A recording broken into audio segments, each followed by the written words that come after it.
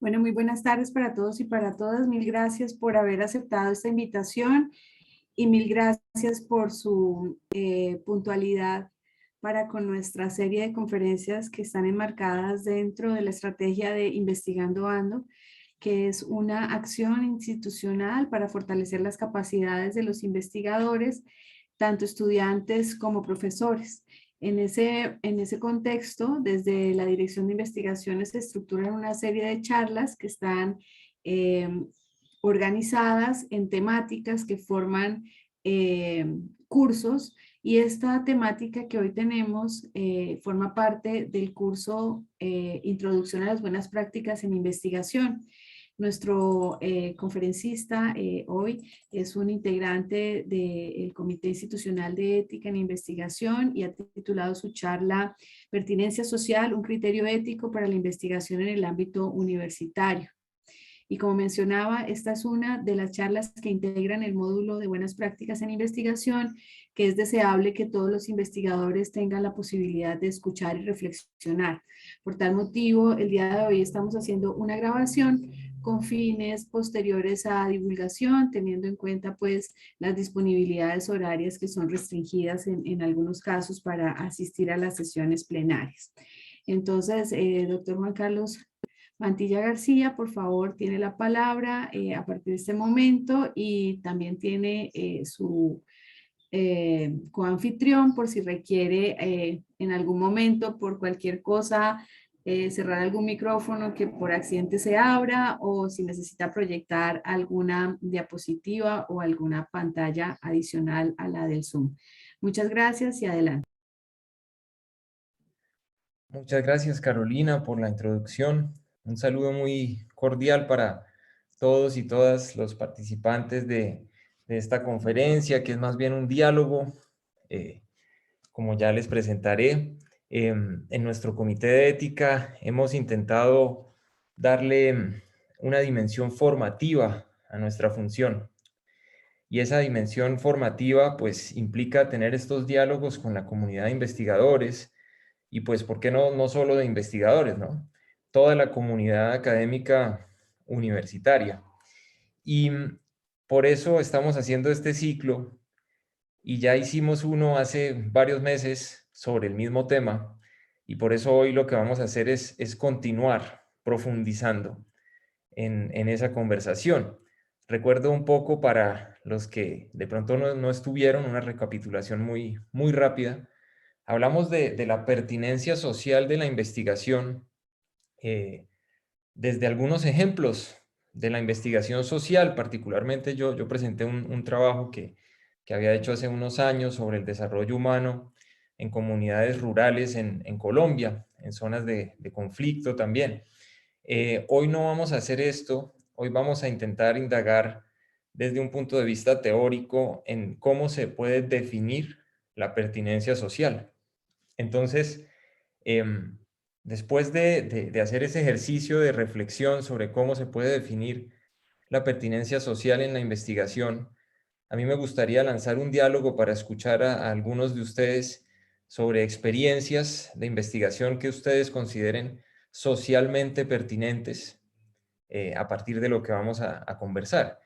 Entonces, yo pienso tomarme por ahí un máximo media hora antes de ese diálogo para poder explicar lo que les tengo, y luego lanzar el diálogo. Entonces, como primero que todo, voy a leer una cita de 2 párrafos de Steven Pinker sobre los comités de ética. Steven Pinker es un psicólogo muy reconocido en el mundo.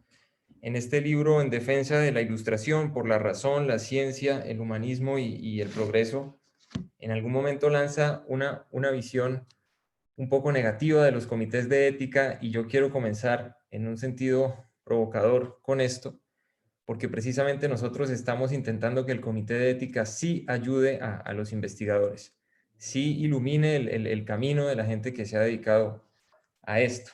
La cita dice así: la estigmatización de la ciencia también está poniendo en peligro el progreso de la propia ciencia. Hoy en día, cualquiera que desee dedicarse a investigar sobre los seres humanos incluso para realizar una encuesta sobre opiniones políticas o un cuestionario sobre los verbos irregulares, ha de demostrar ante una comisión que no es Joseph Mengele. Aunque los sujetos de investigación obviamente han de ser protegidos de la explotación y el abuso, la burocracia del examen institucional se ha hinchado, excediendo con creces esta misión.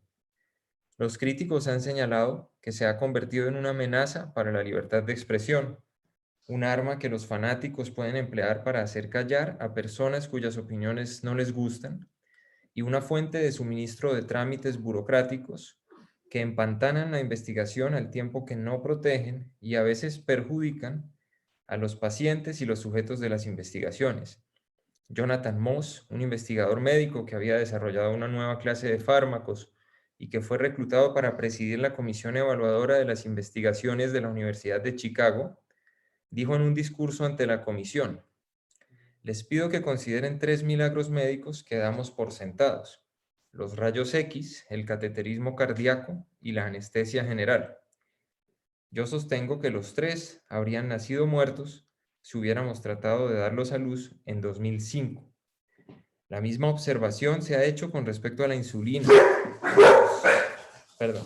Con respecto a la insulina, los tratamientos para quemaduras y otros salvavidas. Las ciencias sociales se enfrentan a obstáculos similares. Cualquiera que hable con un ser humano con la intención de lograr unos conocimientos generalizables ha de obtener el permiso previo de estos comités, violando casi con toda seguridad la primera enmienda. Los antropólogos tienen prohibido hablar con campesinos analfabetos que no puedan firmar un formulario de consentimiento, o entrevistar a potenciales terroristas suicidas por la remota posibilidad de que suelten información que pudiera ponerlos a ellos en peligro. Las trabas a la investigación no solo son un síntoma de expansión burocrática, en realidad son racionalizadas por muchos académicos de un campo denominado bioética. Estos teóricos inventan razones por las que a los adultos informados y que dan su consentimiento debería prohibírseles participar en tratamientos que los ayuden a ellos y a otros sin perjudicar a nadie, utilizando rúbricas nebulosas como dignidad, carácter sagrado y justicia social. Tratan de sembrar el pánico sobre los avances en la investigación biomédica, empleando analogías inverosímiles con las armas nucleares y las atrocidades nazis, las distopías de ciencia ficción como Un Mundo Feliz y Gattaca, y escenarios de espectáculo de fenómenos de circo como ejércitos de Hitlers clonados, personas que venden sus globos oculares en eBay o almacenes de zombies para el suministro de personas con órganos de repuesto. El filósofo moral Julian Savulescu ha expuesto los bajos estándares de razonamiento que subyacen a estos argumentos y ha señalado por qué el obstruccionismo bioético puede ser poco ético. Abro comillas: retrasar un año el desarrollo de un tratamiento que cure una enfermedad letal que mate a 100.000 personas al año implica ser responsable de la muerte de esas 100.000 personas, aun cuando no las veas jamás. Esa es la cita que tal vez dentro de la cultura académica veo que muchas personas pueden pensar así de los comités de ética. Muchas personas pueden verlos de pronto como una traba a la investigación. Y precisamente en estas charlas nosotros lo que queremos es dar un giro a esa visión y ponernos al servicio de los investigadores, ponernos al servicio también de crear una comunidad académica real en torno de la investigación. En general, esta comunidad académica real es lo que mejor puede ayudar a la investigación, que exista un entorno en donde podemos dialogar. Y de todas maneras, el mensaje muy fuerte que yo quiero darles desde, incluso antes de decir lo que tengo por decir, es que el Comité de Ética está para ayudar a los investigadores y a la investigación en la universidad y en la sociedad. Entonces, ahora sí, pertinencia social de la investigación. El título que tenemos es Pertinencia social, un criterio ético para la investigación universitaria. ¿Qué significa pertinencia social? Una definición muy directa que podríamos, yo creo, todos manejar es que la pertinencia social es responder a las necesidades de la sociedad o buscar mejorarla. ¿Mm? Para esta reflexión partimos del siguiente principio. La investigación debe ser socialmente pertinente para que se justifique llevarla a cabo. Por eso la importancia de la justificación de las investigaciones. Ese apartado que todos tenemos que llenar cuando somos investigadores en cualquier contexto, en cualquier país, que dice justificación, es esencial, es importantísimo. Yo sé que esta afirmación se puede controvertir. Es decir, uno podría argumentar que una investigación no tendría que justificarse estrictamente diciendo que sirve para la sociedad en algo. Sobre todo la gente que trabaja en ciencias básicas dice esto, como digamos en defensa de las ciencias básicas, un poco con el argumento de que entonces ahora para que se justifique una investigación tiene que ser investigación aplicada.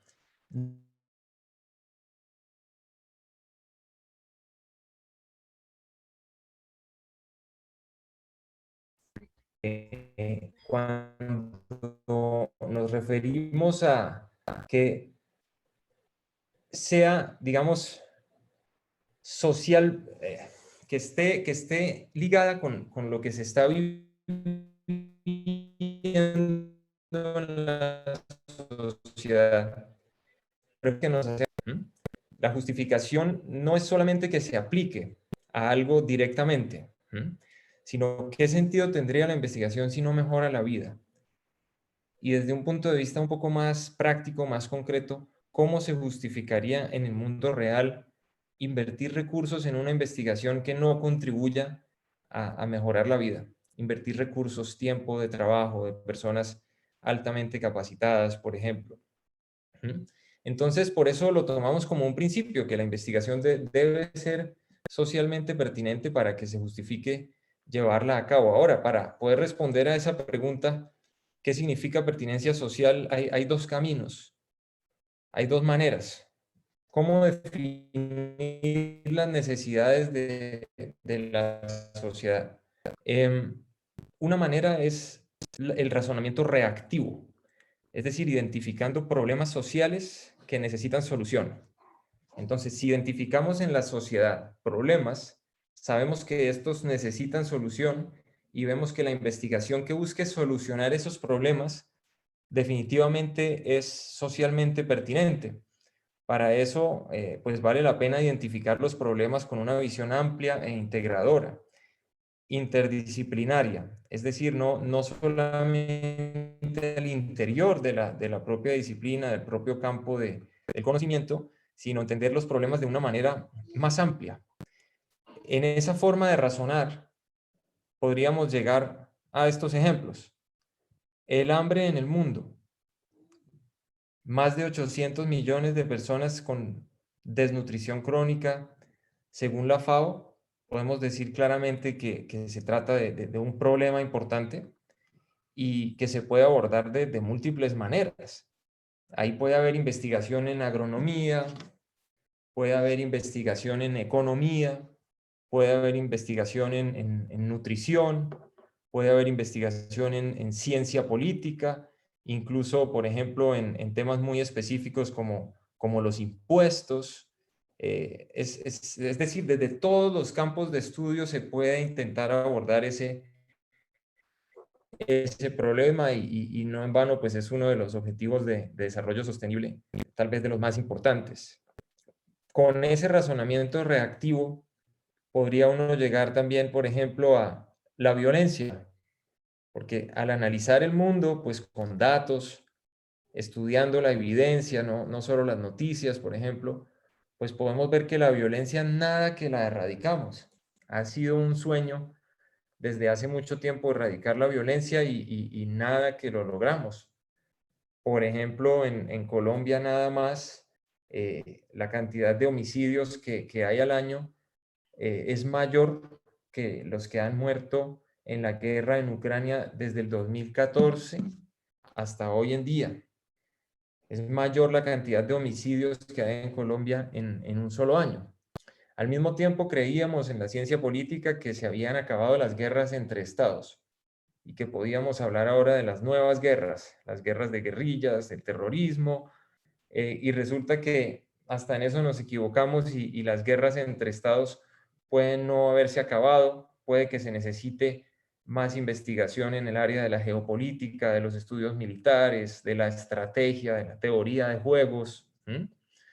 Y vemos entonces que esta área de la violencia pues es definitivamente un área de estudio, un campo amplio en el que también investigaciones que apunten a esto pues van a ser socialmente pertinentes.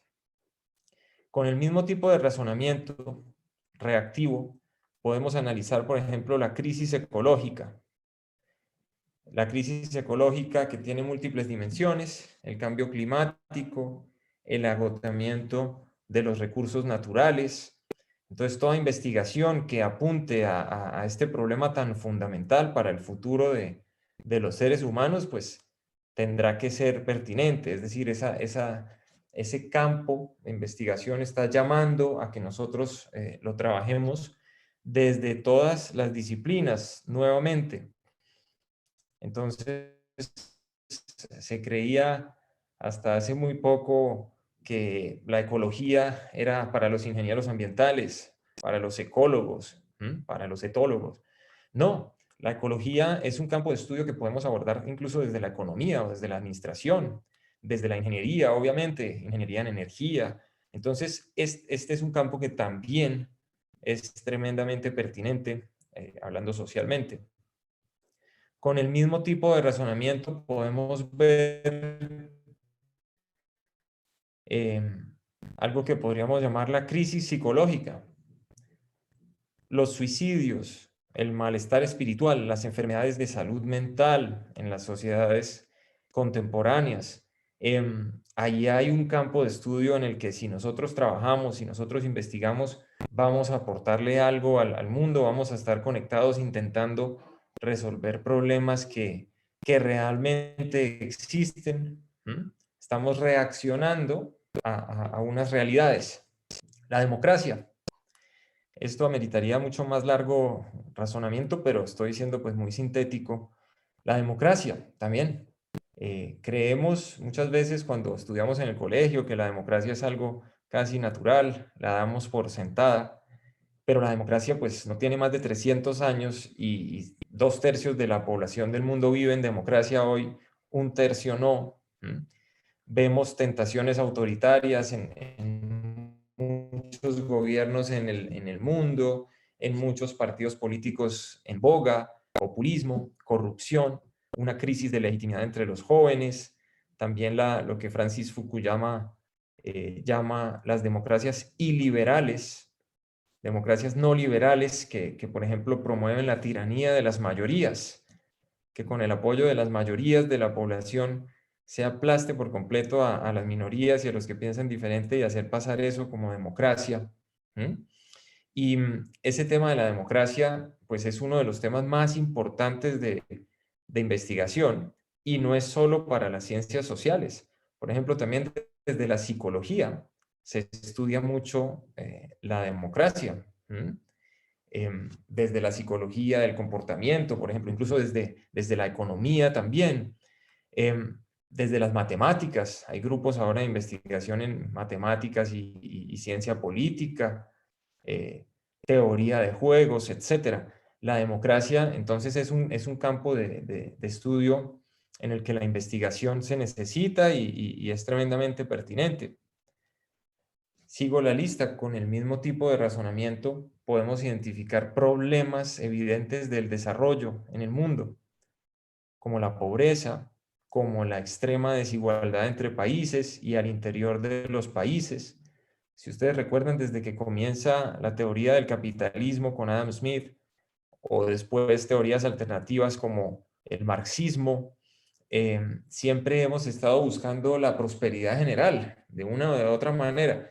Y eso es algo que aún a principios del siglo XXI estamos muy lejos de alcanzar. Entonces, toda la investigación alrededor de eso es muy, muy relevante.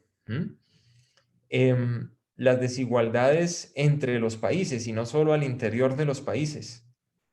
Eso es otra cosa que le rompe la cabeza a muchos investigadores. ¿Por qué hay tan enormes desigualdades de desarrollo entre unos países y otros, entre unas regiones del mundo y otras? Entonces, la teoría de la modernización dice que no tendría por qué haberlas y que si unos países se desarrollaron, los otros también podrían.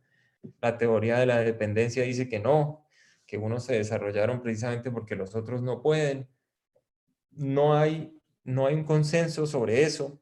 Es un tema que aún hoy en día sigue muy, muy vigente y que valdría la pena investigarlo. También es uno de los objetivos de desarrollo sostenible.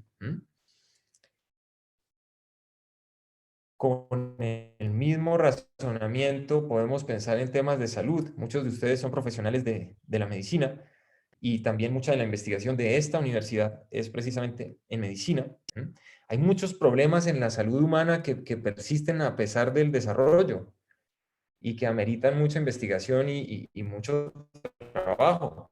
La alimentación, el estilo de vida o algunos problemas que se hicieron muy evidentes con la crisis del coronavirus, falta de acceso a los servicios de salud en amplias regiones del mundo o las tremendas desigualdades también en el acceso a los sistemas de salud. Y eso, todo esto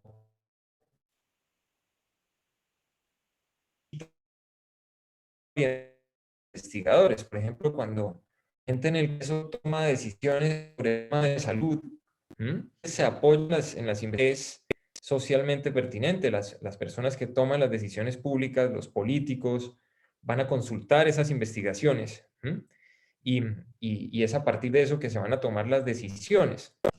Entonces, pues, de manera reactiva, podemos, obviamente esta lista que hice no es exhaustiva, pero son ejemplos de pertinencia social a los que uno llega simplemente con un razonamiento reactivo, identificando problemas y pensando en cuál es la solución que pueden tener. Ahora, hay otra forma de razonar para llegar a definir la pertinencia social y es un razonamiento propositivo o normativo.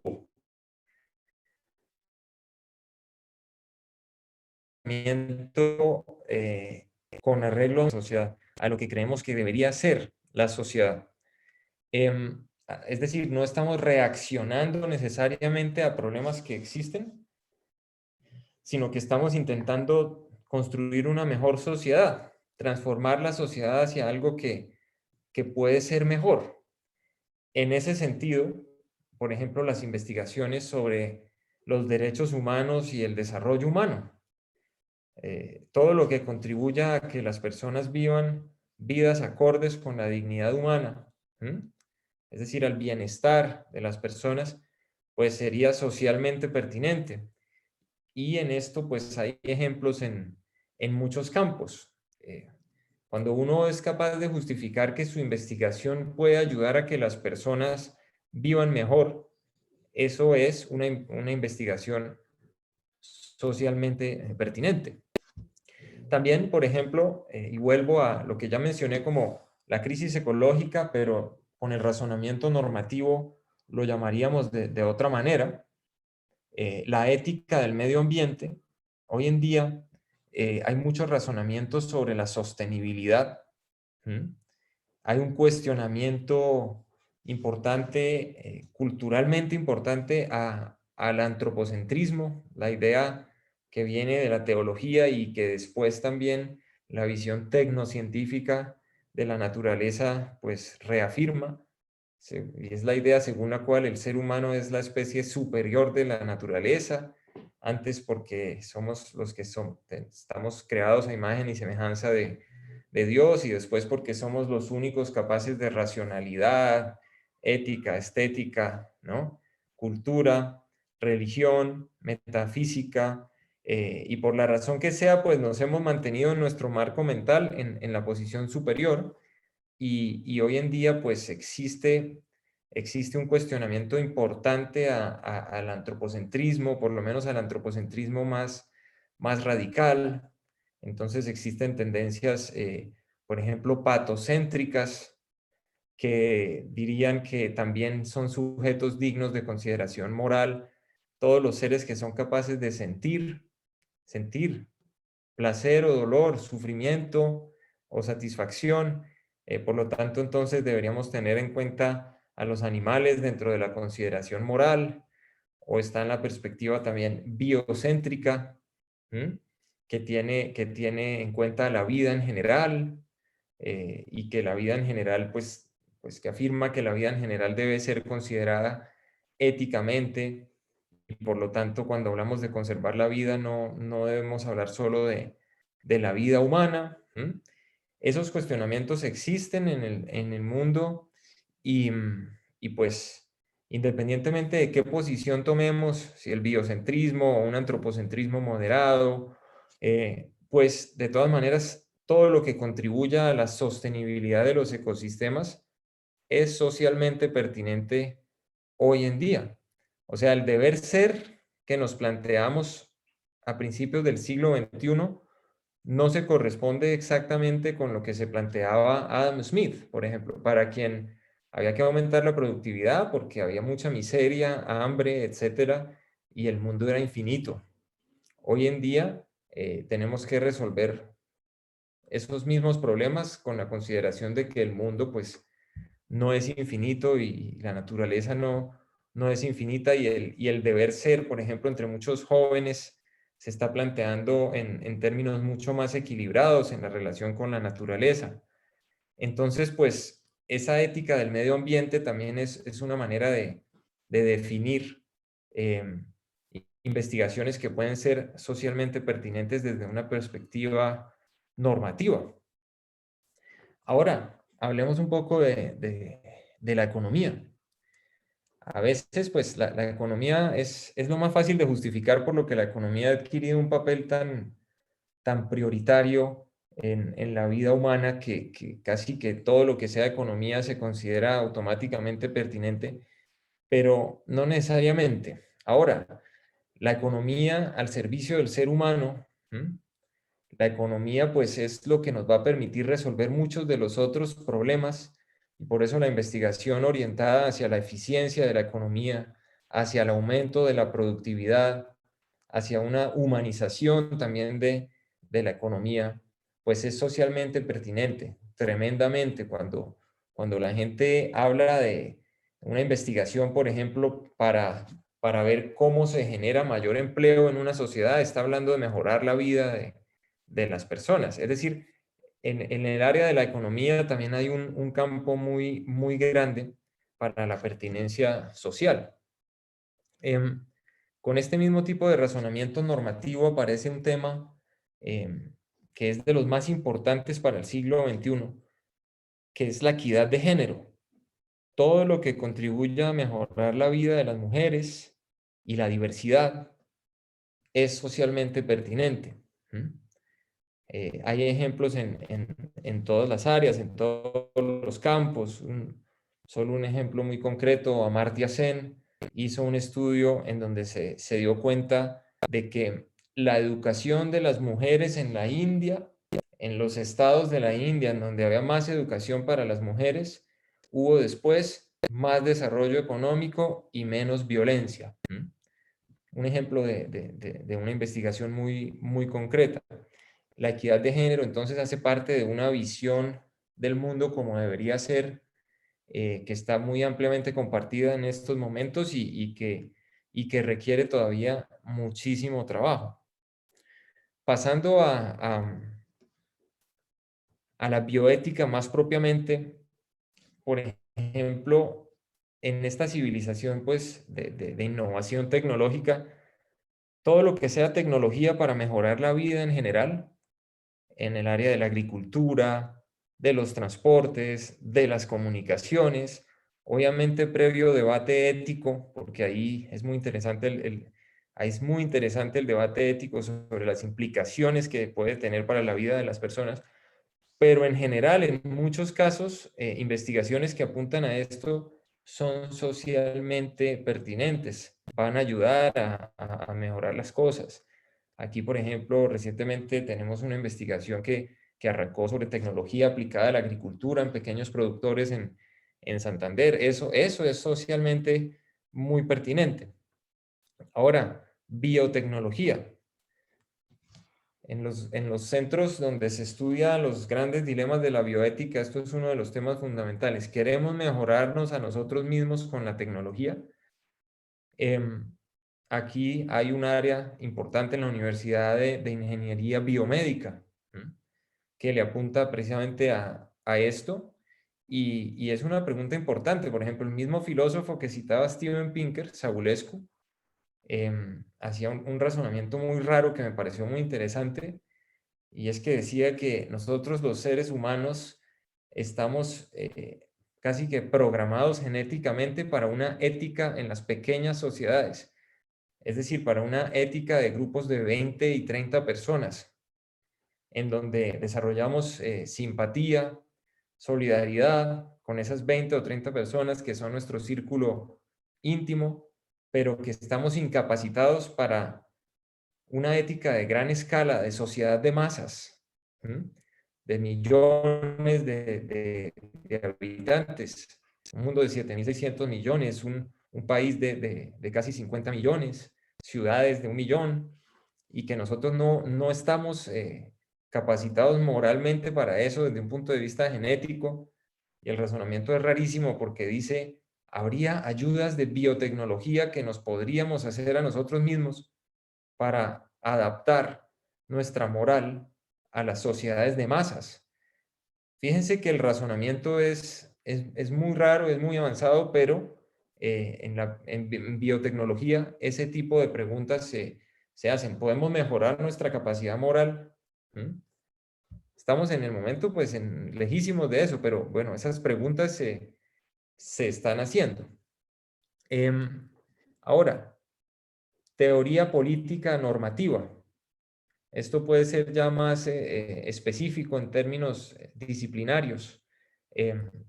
Desde Platón, en la Grecia antigua, podemos decir que la mitad de la tradición de filosofía política es una tradición normativa, que no basa sus razonamientos en la observación de la realidad, sino más bien en la especulación sobre lo que debería ser y los valores fundamentales de la sociedad.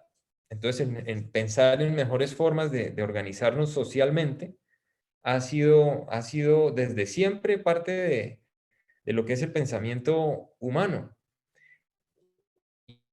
Y hoy en día eso no tendría por qué acabarse, ¿no?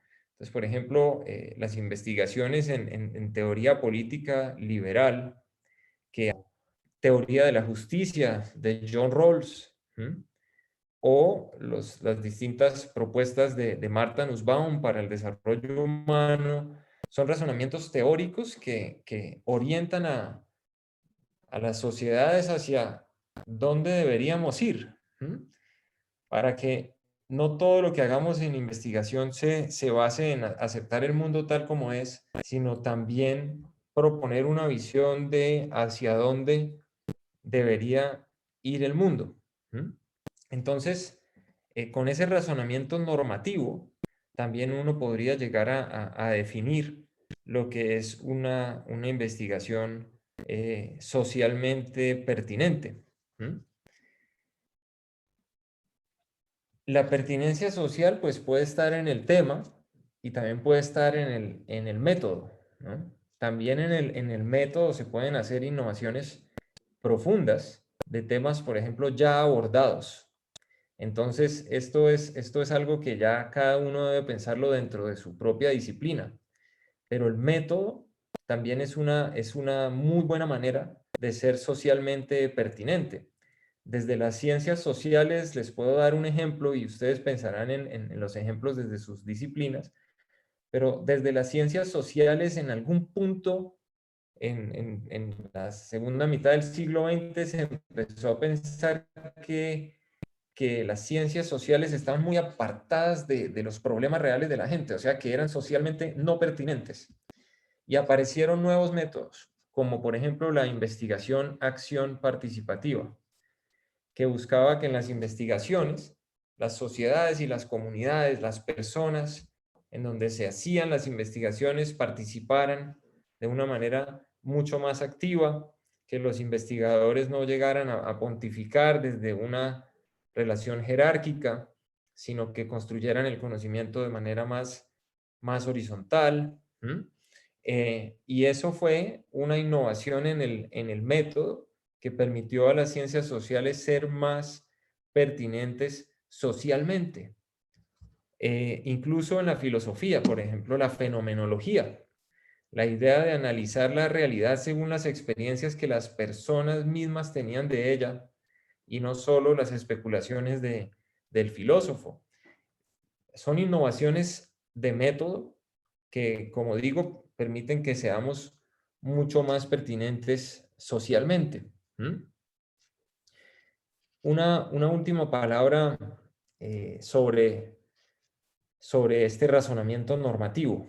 El razonamiento normativo sobre el deber ser, en estos momentos, en una sociedad democrática, debería tener como punto de partida el respeto de la diversidad moral, que surge de constatar la imposibilidad del consenso moral. Si ustedes ven en las sociedades democráticas actuales, vivimos personas de todo tipo. Nada más en una universidad como la nuestra, compartimos con personas de todo tipo. Es una comunidad universitaria de casi 12.000 personas en donde hay todas las religiones, todos los géneros, todas las etnias, si es que queremos considerar que eso existe y es importante, todas las tendencias políticas, todas las formas de vestir. Somos todos diferentes y una de las características más importantes de la democracia es que podemos convivir en la diversidad sin ser enemigos. Entonces, cuando uno razona de manera normativa, pues existe el riesgo de pensar que los que no comparten el razonamiento normativo que yo tengo son enemigos, y ese riesgo pues ha sido muy real, como lo han demostrado experiencias como las de los fascismos en la historia reciente, que eliminan a las minorías que no comparten la utopía que se está proponiendo desde el centro del poder. Y hay que aceptar entonces sencillamente esa diversidad, no atropellarla, y ese aceptar la imposibilidad del consenso moral pues significa dejarlo hasta cierto punto, resistir a la tentación totalitaria, resistir a la tentación de la tiranía de las mayorías, y regirnos por principios que son aceptables por todos, como por ejemplo los derechos humanos. Entonces nos vamos a regir por principios como esos que podemos compartir, que hemos consignado en las constituciones políticas democráticas, y tenemos que dejar un área importante a la libertad individual.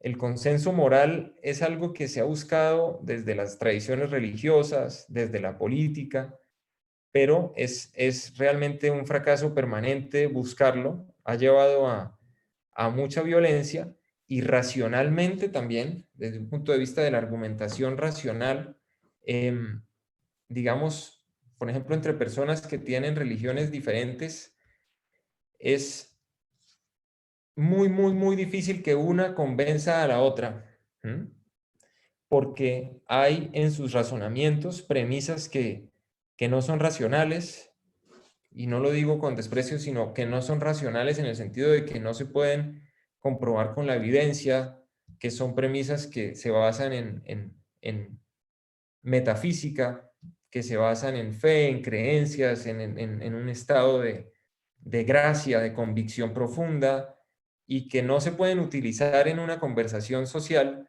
sino que se deben dejar pues a la vida privada. Entonces, el gran riesgo del razonamiento normativo es intentar, por ejemplo, imponer a todo el mundo, digamos, una utopía cristiana, por ejemplo. O la utopía de la sociedad atea, como en la Unión Soviética. La respuesta que hemos tenido pues, en las sociedades democráticas es la separación entre la vida privada y la vida pública. Y esa separación pues, es parte de lo que los derechos humanos pues, consignan. Es parte de lo que nosotros siempre queremos respetar y por eso esta última reflexión de conclusión es porque cuando uno está en un comité de ética, pues a veces algunas personas podrían pensar que es como un juez moral y resulta que no. Ningún comité de ética es un juez moral. El comité de ética y también el razonamiento ético en una sociedad democrática lo que hace es buscar, por ejemplo, el significado de las decisiones de las personas, darles una explicación. Sí, lo que estamos hablando hoy precisamente, la investigación y la pertinencia de la investigación, pues lo mantenemos en el nivel de lo público, no llevamos el razonamiento a ese razonamiento moral que debe ser privado, ¿no? Y respetado como privado. Y pues eso era una reflexión que es un poco más general que sobre la ética de la investigación, pero que quería dejar claro porque al hablar del razonamiento normativo se podría caer en eso, ¿no? Entonces, bueno, la pertinencia social de la investigación, hemos querido establecer con ustedes este diálogo sobre esto porque eh, hemos identificado algunas tendencias en el mundo de investigación, a veces que no parecería ni responder a necesidades de la sociedad, ni buscar mejorarla.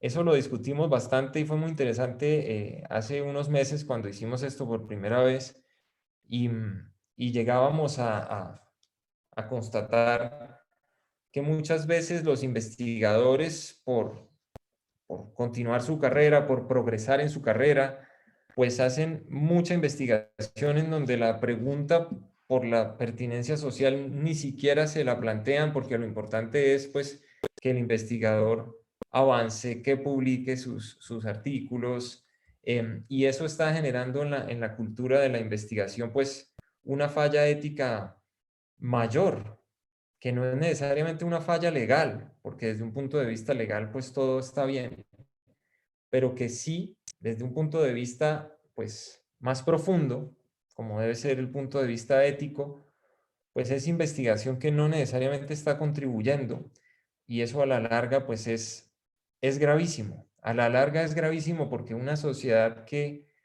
invierte sus recursos en investigación que no es socialmente pertinente, no va para ninguna parte. En el caso, por ejemplo, del sistema universitario de hoy día, cuando las universidades son privadas, le cobran matrícula a los estudiantes.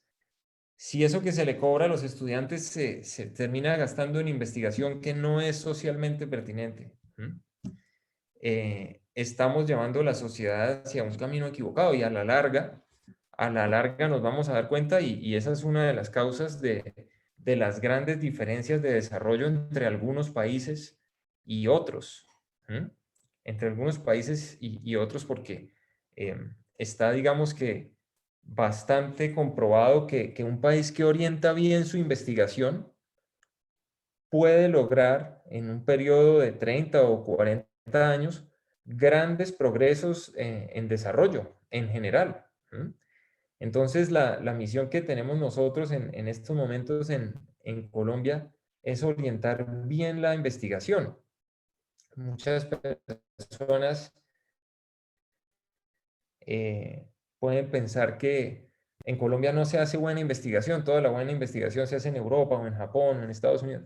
No necesariamente es cierto, pero sí necesitamos unas políticas que no solamente tengan, por ejemplo, más recursos, que es generalmente la reivindicación principal, sino donde criterios como la pertinencia social de la investigación sean mucho más tenidos en cuenta, donde se analice de verdad para qué está sirviendo esta investigación en la sociedad.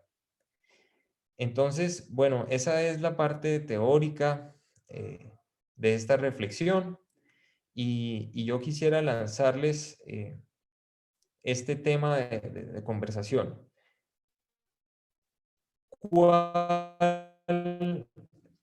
¿Qué investigación se les viene a la mente que ustedes mismos hayan hecho o que ustedes hayan leído o estén en contacto con esa investigación que sea socialmente pertinente y que consideren interesante compartirnos? Para eso creo que debería dejarlos pues pensar un momento, unos minutos, y que ustedes pongan por el chat o levantando la mano quién quiere intervenir y lo hablamos. Entonces, ahí les dejo eso para la reflexión. ¿Qué investigación socialmente pertinente nos quieren compartir?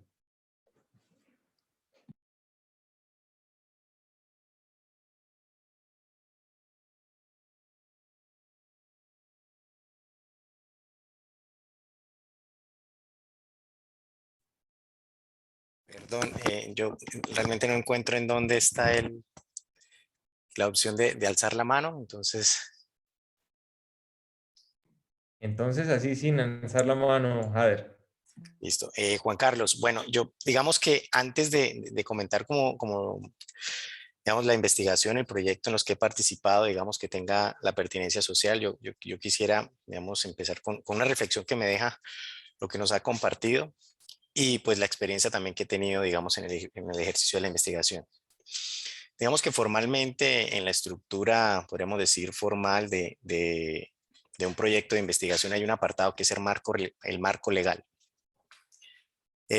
Digamos que en la formación mis profesores siempre me hablaban que el marco legal partía de un principio ético del ejercicio investigativo, que es el principio de beneficencia, es decir, cuando yo voy a investigar, pienso que voy a investigar para otros o generar, digamos que un beneficio para una comunidad. En ese sentido, la pregunta que yo me hacía era, de cierta manera, la investigación en sí misma debe tener una pertinencia social, ¿no? Inclusive la misma literatura en metodología, si uno mira por allá, Roberto Hernández, por ejemplo, él nos tipifica las justificaciones y una de esas debe ser relevancia social.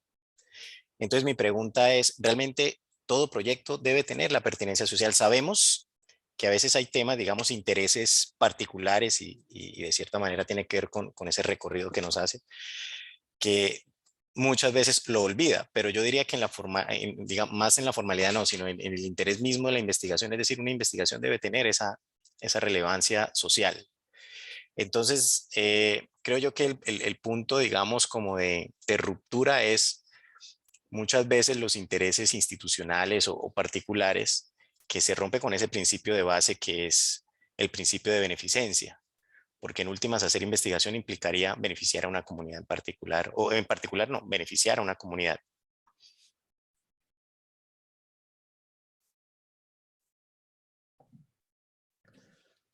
Muchas gracias, Jader, por compartirnos esa reflexión.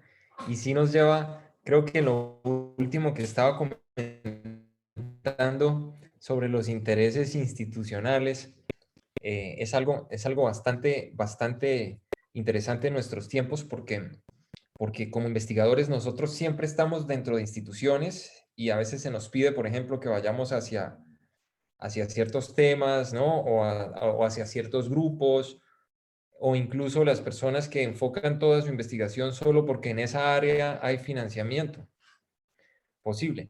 Entonces, si en esa área hay financiamiento posible, entonces yo me enfoco en eso y pues eso no es necesariamente malo que haya pues de dónde financiarse, eso de hecho pues es bueno, pero sí cuando las decisiones del investigador se toman exclusivamente con ese criterio. ¿Mm?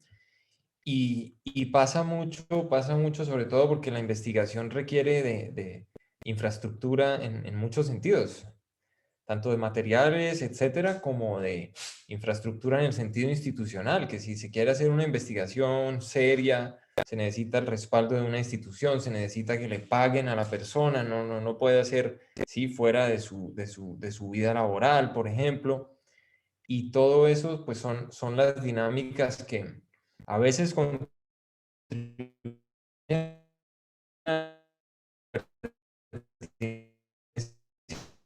social, cuando uno se adapta, por ejemplo, a una investigación, le preguntan a qué objetivo de desarrollo sostenible usted puede contribuir con esta investigación. En ese sentido, pues sería bueno estar dentro de ese marco institucional. Pero en otros momentos no es así. A mí no me gusta tanto citar las que yo veo que son malas investigaciones, pero yo he visto algunas ligadas a los gobiernos, por ejemplo, a gobiernos locales y regionales, en donde por más que leo la investigación, no entiendo para qué es, no entiendo qué va a servir, y la única conclusión a la que llego es que ahí hay incluso temas hasta de corrupción. Entonces, el marco institucional puede ser bueno si la institución es buena y sólida, pero si no puede ser pues perjudicial. Gracias por compartirnos esa reflexión. ¿Quién es más?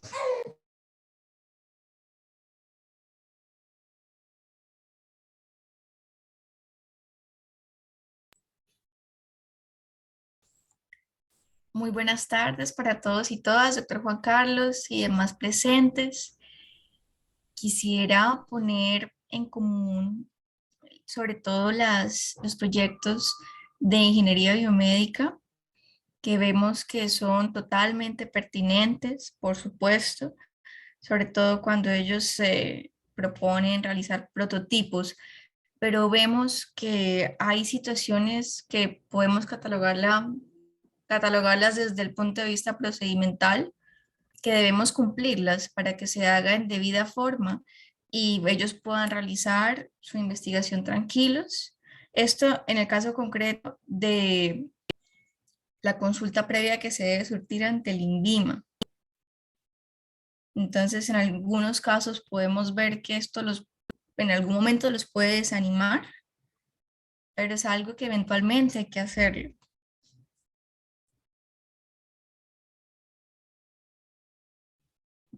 Doctor Juan Carlos, tienes el micrófono apagado.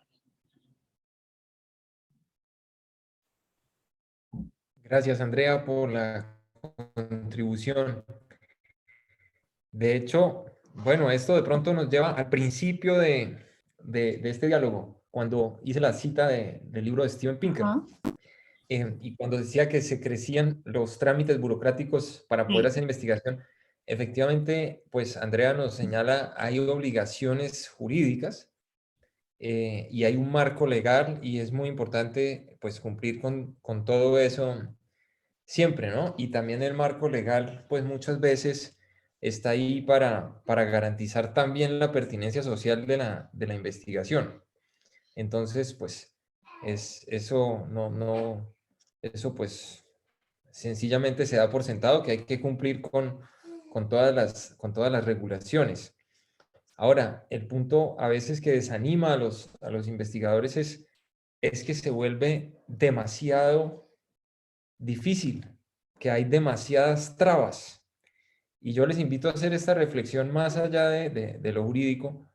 ¿Cuántas personas no se han desanimado de la investigación teniendo muchas ganas de hacerlo, teniendo muy buena formación para hacerlo, pero que, digamos, por ejemplo, no tienen, digamos, un equipo que pueda ayudarlos a surtir con todos esos trámites? Entonces le toca a un investigador solo, en sus tiempos hasta libres, que no debería ser así, hacer un montón de trámites, y se vuelve una cosa imposible. Y fíjense que a la larga el que pierde es el país. O sea, a la larga realmente el que pierde es el país. Cuando tenemos un marco legal que entorpece, ¿no? Que nos obliga a hacer demasiados trámites. Y eso es así no solo en la investigación, sino en muchas cosas. Es un problema, digamos, social más grande, el de a veces hacerlo todo más difícil, y eso puede pasar en la investigación.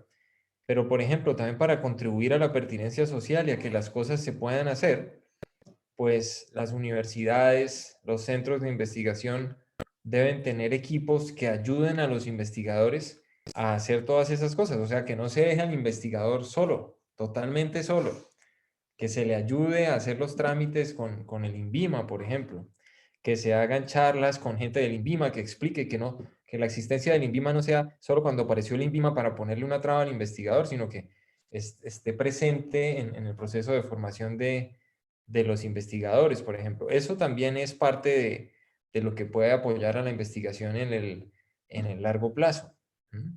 Gracias.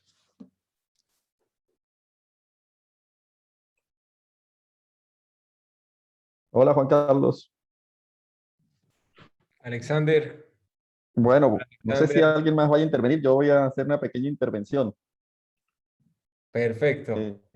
Pues, yo te quería compartir un poco de la experiencia personal porque yo inicié mi, mi devenir por la investigación por la línea dura de la ciencia, investigando de átomos, moléculas y materiales avanzados. Y la verdad nunca me sentí cómodo, o tan cómodo como me siento ahora, o satisfecho o retribuido cuando por algún azar del destino terminé en las ciencias ambientales, donde ese contacto con la necesidad social es más inmediato, ¿cierto? Entonces, prácticamente yo podría decir que en este momento casi que todos los proyectos que tengo a cargo y los que he realizado en los últimos años tienen ese tema social. Luego, sí es muy cierto lo que tú dices de que a veces tenemos como muchas dificultades los investigadores, sobre todo los que procedemos de las líneas duras, para encontrar justificaciones de la índole social, ¿cierto? Que le den respaldo a esas investigaciones. Y estuve en un curso con un profesor, con un editor de una revista de química muy fuerte, que incluso yo pensé que en la capacitación él nos iba a orientar de nuevo sobre la línea dura y me sorprendió con algo que es muy importante dentro del proceso, por ejemplo, de publicación de un artículo. La carta, la cover letter, la carta de presentación del artículo. Y él decía, en esos 5 minutos que habló sobre la cover letter, que él no quería que los científicos le dijeran de qué trataba el artículo, porque para eso él tenía ojos y podía leer los objetivos, los resultados y las conclusiones. Que él lo que quería en la cover letter era qué visión más allá tenía el investigador de proyección de su investigación y sobre todo de una aplicación de esa investigación más allá de las problemáticas existentes, que se descubrieran nuevas problemáticas, que el investigador tenía que tener una visión de más largo plazo y aliento que un ser humano normal. Entonces esa es una cosa que quería compartirte porque me sorprendió mucho, sobre todo de un editor de una revista de muy alto rango, de la línea dura de la química, y que nos invita a reflexionar mucho que a veces planteamos nuestras investigaciones sobre un problema científico olvidando la trascendencia en el plano social, ¿sí? Y es algo que no sé si se aprende con el ejercicio, si se aprende con cursos o una combinación de ambos, pero que sí se nota la falencia en el planteamiento de nuestros proyectos de investigación. Entonces quería compartir esa parte. Muchas gracias, Alexander, porque es muy relevante ese ejemplo, es muy bueno, porque se trata de un químico y de una revista, digamos, de ciencias entre comillas duras, y exactamente pues, lo que acabo de decir antes, o sea, no es solo de qué se trata, sino cuál es la proyección, a qué problema le apunta. Y eso también me da pie para comentar lo siguiente, que lo dejé por fuera para ser muy sintético antes, pero Alexander llama la atención sobre el hecho de que la pertinencia social no significa solamente, por ejemplo, que tenga algún impacto político. A veces, entonces, los científicos de las ciencias duras piensan que para ellos la pertinencia social eso es otro idioma porque eso es para la gente de las ciencias sociales. Y resulta que no estamos hablando de pertinencia política, estamos hablando de pertinencia social, ¿sí? De cómo mejoramos la vida, cómo mejoramos el planeta, cómo mejoramos nuestros entornos, cómo hacemos que la ciencia sirva a la vida, no es como ponemos esto, por ejemplo, al servicio de una iniciativa política, que cuando se usa la palabra social a veces lo que pues automáticamente pensamos es eso, y el mensaje es que la pertinencia social pues es mucho más amplia que la pertinencia política. Fíjense que en lo que conté antes, pues solo hablé de política cuando hablé de la democracia, de resto se trata de una visión muchísimo más amplia. Y efectivamente en esas cartas de presentación o cover letters, pues ahí uno dice, esto es importante porque tal, ¿sí? Eso, pensar en eso es de por sí un trabajo importantísimo. Pensar en eso es importantísimo. Fíjense, la gente cuando hace los doctorados dura por ahí 2 o 3 años planteándose el tema, solamente porque tiene que encontrar un tema que sea pertinente. No basta simplemente que uno se lo sepa todo de su área, sino que tienen que encontrar que sea pertinente, porque si no, no vale la pena sacarlo adelante, no vale la pena ni siquiera dedicarle ese tiempo. Entonces, gracias por compartirnos esa experiencia de las ciencias duras, Alexander. Y Juan levantaba la mano. Bueno, buenas tardes, muchas gracias primero Juan Carlos y a todos, porque realmente este tema me fascina. Es mucho más grande de lo que cualquier persona puede pensar. Cuando yo miro la palabra solamente pertinente, debería pensar, ¿estoy anteponiendo un beneficio particular al beneficio de la comunidad? ¿O lo que voy a hacer es simplemente un requisito, una obligación que me toca? O una obligación moral, porque si yo estoy recibiendo una formación académica y estoy formado más que muchos, pues debo ayudar investigando para ayudar a la comunidad. Ahora, si ya lo estoy haciendo, lo que voy a hacer, lo voy a hacer adecuadamente. Ahí donde me encuentro al comité de ética, que a veces se puede criticar como que molestan mucho, que ponen muchas reglas, pero realmente es el filtro que lo va a proteger para que las cosas sí se hagan adecuadamente. Básicamente era eso. Gracias. Muchas gracias, Juan.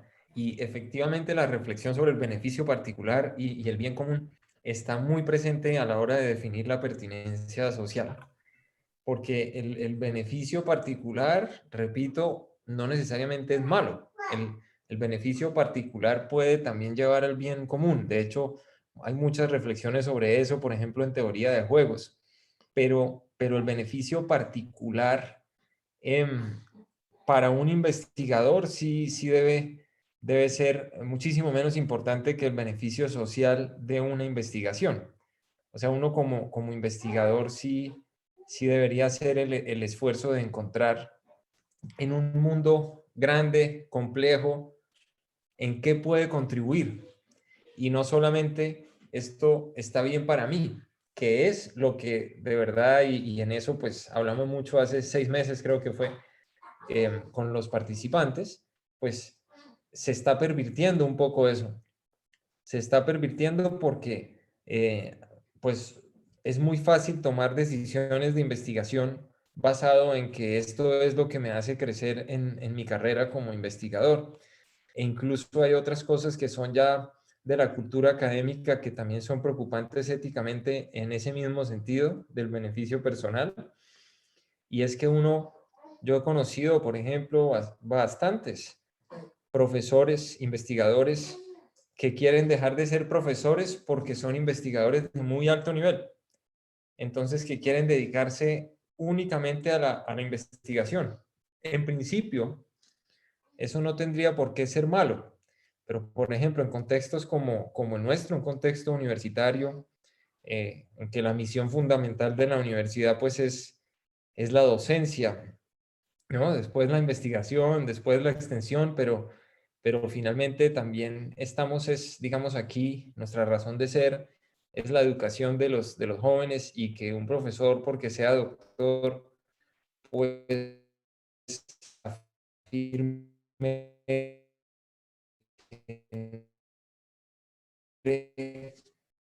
mezclarse más con los estudiantes porque su nivel es muy alto, pues carreras en general en muy pocas partes, creo que es excepcional en cualquier parte del mundo que un investigador solo investigue y no comparta eso con nadie. Ahí entra también el tema de beneficio particular o beneficio social.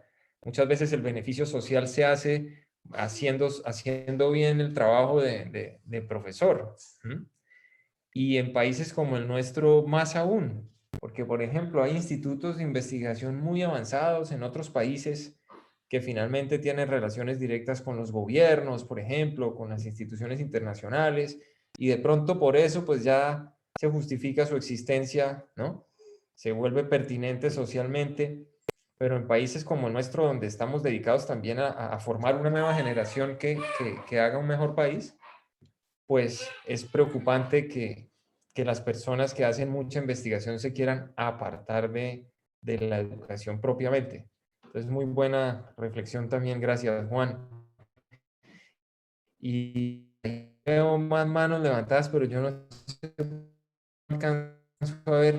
Yo les pido ayuda para que me digan quiénes tienen la mano.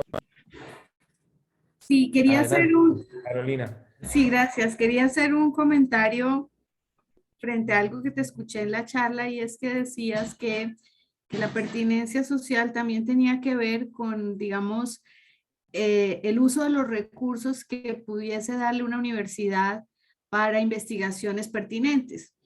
Y entonces yo me quedo pensando con eso y digo, esa misma situación tiene otro lado, y es que la pertinencia también está en asignar recursos con cierta mesura y con cierto criterio para no dejar de hacer investigación, porque la urgencia de la docencia, que es, digamos, el centro o el núcleo de la actividad académica, a veces posterga no solamente los recursos desde el punto de vista presupuestales, digamos, en dinero contante y sonante, sino lo que acabas de decir de las prioridades. Entonces, algunos profesores priorizan una u otra actividad, y resulta que la investigación es la que le permite nutrir, actualizar o mantener en ese estado como de última tendencia, en el sentido de, ¿no?, de lo pertinente, cuando interactúa con los entornos en los cuales sirve a la comunidad, en los cuales sirve una universidad. Entonces, como que la pertinencia social de la investigación tiene dos caras: la cara de la inversión y la cara del gasto, si lo ponemos desde el punto meramente económico, y eso también es una reflexión que las instituciones de educación se tienen que dar. Gracias.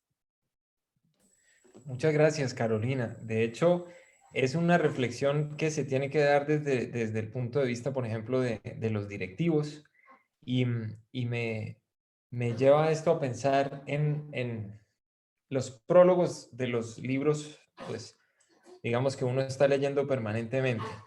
En casi todos los prólogos yo encuentro que agradecen al director, a la universidad, al director de tal centro, porque les dio, por ejemplo, 1 o 2 años de trabajo. O hablan del año sabático, ¿m? O hablan de la paciencia que le tuvo el decano para poder escribir este libro. Y esa paciencia significa que durante 2 años dictó, por ejemplo, una clase. ¿M? Entonces, desde un punto de vista, digamos, de los directivos, es muy importante analizar la pertinencia social de la investigación, porque si a alguien se lo va a apoyar de esa manera, y yo no estoy en contra, yo estoy a favor de que a alguien se lo apoye de esa manera, o a un grupo entero, pero si la investigación es socialmente pertinente. Es decir, no se puede apoyar de esa manera a una persona para que luego lo que haga no tenga ningún impacto, ¿sí? Y es un impacto, no me gusta tanto la palabra impacto en el sentido, digamos, un poco mecanicista, pero el impacto en un sentido mucho más amplio. Entonces, por ejemplo, ustedes ven en las librerías de París una cantidad de producción académica que se hace en el mismo París. Aquí tengo, por ejemplo, de prensa universitaria, ediciones universitarias francesas, las filosofías del medio ambiente de la profesora Catherine Larrer, editado allá. Aquí tengo otro al lado que es también de otra editorial, pero hecho allá mismo. Son profesores de la Sorbona que hacen eso. Aquí tengo a Marta Nussbaum, que también le dan años enteros para escribir los libros, y ella, sin embargo, siempre está dictando un curso. Pero tienen todo un apoyo institucional. Uno no encuentra la misma producción en Colombia que lo que encuentra en Francia. es totalmente diferente. Y es hacia allá que yo quiero llevar la reflexión. O sea, cuando se busca tener investigación de alta calidad, nosotros deberíamos apuntarle a que hagamos una investigación y saquemos un libro así como este. Catherine Larrere, Rafael Larrere, Pensar y actuar con la naturaleza, una investigación filosófica.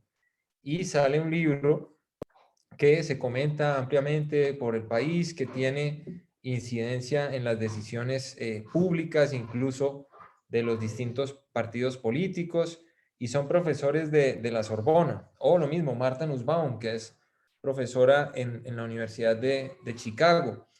Y ellos tienen amplio apoyo de sus universidades, amplio apoyo, pero precisamente también entonces tienen una pertinencia social que es indudable. O sea, en lo que ellos están trabajando hay una justificación para poder hacerlo, y eso finalmente le deja algo importante a la sociedad. A nosotros nos está faltando, por ejemplo, Colombia. Cuando nosotros estamos pensando en sacar un artículo ahí rapidito para que lo publiquen en una revista y luego sacar otro muy parecido, y eso es lo único que nos importa como investigadores, pues estamos perdiéndonos también la posibilidad de hacer un trabajo de mucho mayor impacto en el largo plazo, como un libro así, por ejemplo. El mismo Steven Pinker, él es profesor, aquí el libro del que leí la cita al principio. Steven Pinker es profesor en Harvard y también tiene ese apoyo total. Ha escrito, creo que 12 libros, algo así, y tiene también ese apoyo total de su institución, y eso pues finalmente, eso lleva a la sociedad hacia algo. O sea, cuando uno ve cómo le da importancia Francia a sus investigadores, o cómo le da importancia a Estados Unidos a sus investigadores, pues esos son como también los ejemplos y los referentes que yo quiero llevar. Asignar recursos para no dejar de hacer investigación también implica que sea investigación socialmente pertinente, que sean investigadores además pues muy capaces, y que lo que se invierta pues tenga un impacto a largo plazo. No solamente que se publique un articulito por aquí por allá por beneficio del profesor y de que la universidad figure, sino de que se haga algo realmente importante para la sociedad. Interesante la discusión.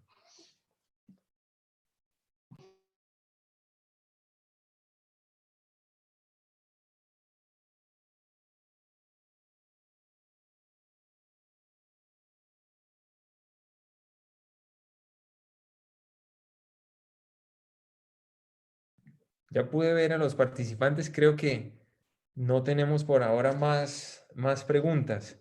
Entonces, bueno, me parece que muy interesante el diálogo que logramos, esta sesión ampliada del Comité de Ética Formativa. Parece buenísimo que sigamos haciéndolo. Y bueno, les agradezco mucho por escuchar, por compartir sus experiencias y reflexiones. Muchas gracias a ti, Juan Carlos, y muchas gracias a todos los que participaron hoy con Gracias. su asistencia y con sus intervenciones, porque de esta manera podemos documentar un material bien importante que nos va a servir para seguir nuestro camino de generar capacidades en los investigadores. Les deseamos una feliz semana y que estén muy bien. Muchas gracias. Mil gracias a Gracias a ustedes. todos. Chao. Chao. Gracias.